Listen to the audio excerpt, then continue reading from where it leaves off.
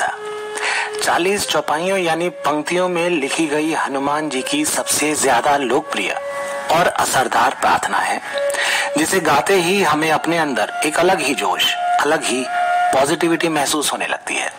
लगता है हनुमान जी अब हमारे सारे संकट हर लेंगे।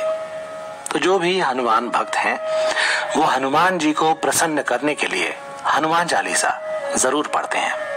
वैसे क्या आप जानते हैं हनुमान चालीसा को किसने लिखा था? इसे लिखा था गोस्वामी तुलसीदास जी ने, जिन्होंने रामचरितमानस की भी रचना की थी। इस शो में हम इसी छोटी सी लेकिन बेहद शक्तिशाली स्तुति हनुमान चालीसा को पूरी तरह समझने जा रहे हैं। तो यहाँ पर हमारा आपसे एक सवाल, यदि आप हनुमान चालीसा पढ़ते हैं तो क्या आप उसका पूरा अर्थ समझते हैं? उसमें लिखी 40 पंक्तियों में क्या बात कही जा रही है, किस भाव से कही जा रही है, ये पूरी तरह जानते हैं? वैसे ये तो आपने सुना ही होगा कि भगवान सिर्फ भाव के भूखे होते हैं। भगवान को इन बातों से कोई मतलब नहीं होता कि आप उन्हें सोने या चांदी के सिंहासन पर बिठा रहे हैं, 56 भोग लगा रहे हैं या फिर रूखा सूखा खिला रहे हैं। वो भक्ति में भक्त के भाव, उसकी इंटेंशन, उसका प्रेम देखते हैं और कुछ भी नहीं। और ये भाव उन तक हमारी प्रार्थना के द्वारा पहुंचते हैं।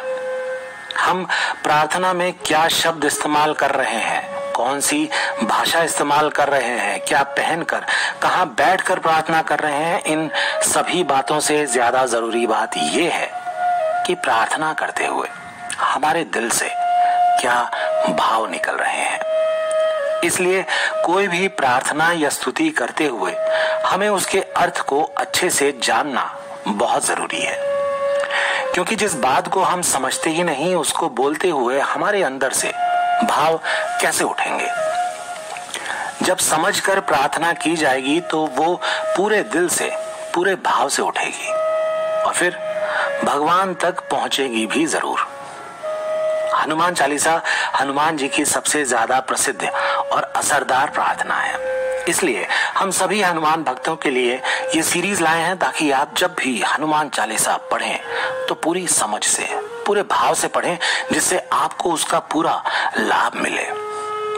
हनुमान चालीसा की शुरुआत होती है 2 दोहों से, जिसमें सदगुरु को नमन किया गया है और हनुमान जी से प्रार्थना की गई है। इसके बाद आती है 40 चौपाइयां, जिनमें हनुमान जी के रूप, शक्ति, भक्ति का वर्णन है और उनके द्वारा किए गए महान कार्यों की सराहना है। तो आइए इस पहले एपिसोड से शुरुआत करते हैं पहले दोहे को समझने की। ये दोहा पढ़ने सुनने में तो बड़ा छोटा नजर आता है, मगर यकीन मानिए ये 2 लाइनें गागर में सागर की कहावत को सिद्ध करती हैं। कैसे? इसका जवाब आपको आगे मिलने ही वाला है। तो दोहा इस प्रकार है। श्री गुरु चरण सरोज रज, निज मन मुकुर सुधार, बरनौ रघुबर बिमल जसु, जो दायक फल चार। पहले दोहे में तुलसीदास जी कह रहे हैं कि मैं अपने गुरु के चरणों की धूल से अपने मन रूपी दर्पण को पवित्र करता हूं और श्री राम के निर्मल यश का वर्णन करता हूं, जो चारों फलों को देने वाले हैं। यहाँ पर गुरु के चरणों की धूल का अर्थ दरअसल गुरु से मिला ज्ञान है, समझ है, उनकी कृपा है। वो गुरु ही हैं जो हमें सही ज्ञान देकर हमारे अज्ञान को दूर करते हैं, हमें सही गलत में फर्क करना सिखाते हैं, हमारी गलत सोच को, गलत आदतों को दूर कर हमें सकारात्मक और भक्त बनाते हैं। गुरु कृपा और संगति से हमारा बुरे विचारों, आदतों, कर्मों से मैला हुआ मन धीरे धीरे शुद्ध होता है और भक्ति में सबसे पहली जरूरत यही है, मन की शुद्धता। अगर मन में विकार है, गलत भावना है, तो ऐसा मन ईश्वर की भक्ति कर ही नहीं सकता। शरीर भले ही माला लेकर जाप करने बैठ जाएगा, मगर मन तो संसार में, दुनियादारी में ही भागा फिरेगा।